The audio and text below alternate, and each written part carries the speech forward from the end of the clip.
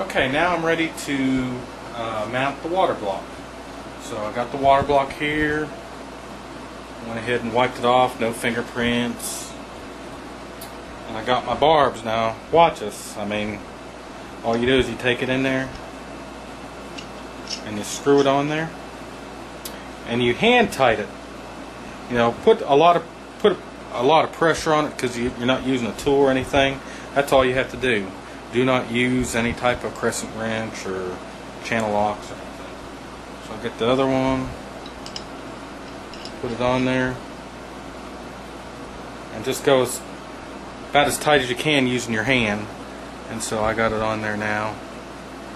It's a beautiful looking block. So it actually tells you this is going to be the in and that's going to be the out, which that kind of makes sense anyways. And this has to be on top for this particular water block. You wouldn't install it like this. You got to install it like that. So here, now it's going to mount right on there. Let me get this close up.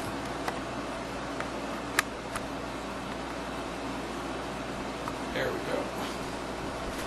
It's going to go right on there like that. Now, one of the great things with this motherboard is, let me go ahead and turn this around. Now remember, I got this towel down so I can turn this around at will and fix it how I want it. Everyone's computer looks bad from the back side. And the 800D has this cutout here, which this is awesome. Now if you all saw my buddy's review where he had the Raven RVO2, his has a cutout too, but it's not cut out perfectly. It's smaller. And so for his motherboard to classify, he can't really put the back plate on his CPU water block because it doesn't line up correctly. But with this thing, it's a door, you just slide it off just like that. And you can see there's plenty of room. Even if I had a motherboard that had a shifted side, you wouldn't have to worry about it. You've got plenty of room. Now, since both my water blocks are Koolance, I can use the hardware from my previous install. It's all set up. So all I have to do is the actual CPU water block. I don't have to worry about the back bracket. It's all ready to go. So let me go ahead and turn this computer back around.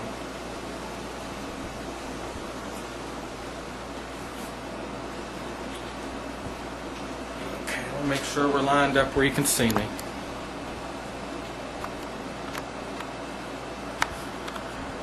Okay. Now what I'll be doing with my hand, with this hand in the back, is I'm going to be putting pressure on the back plate. So when I start tightening down with the nuts and the spring, it won't push through. See how it'll push through if I don't apply pressure on the back. So I go ahead and get this. Now one thing you want to remember is Koolance has that cover on there, so you need to go ahead and peel that cover off. Look at that. Peel the cover off. Go ahead and slide. And this is a lot easier than the previous water block I had because of that piece that came off. Now I don't touch the water block to the CPU yet, because once I touch it, it can't move. So I get my two pieces ready here. I want to have those ready because once I touch the CPU, I don't want to do any more adjustments on it, because you don't want to move that thermal paste around. So once I touch it, there, now I've touched it, I don't want to change. So what I'll do is I'll get this side started. I'll go ahead and put this side on.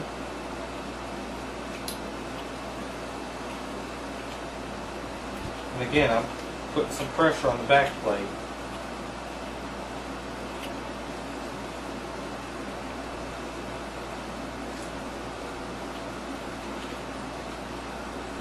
Okay, so I will start pressure there.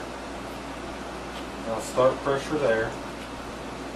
And once you get at least two of them with some pressure, then you can worry about the other two. Okay, so I'm getting that on there.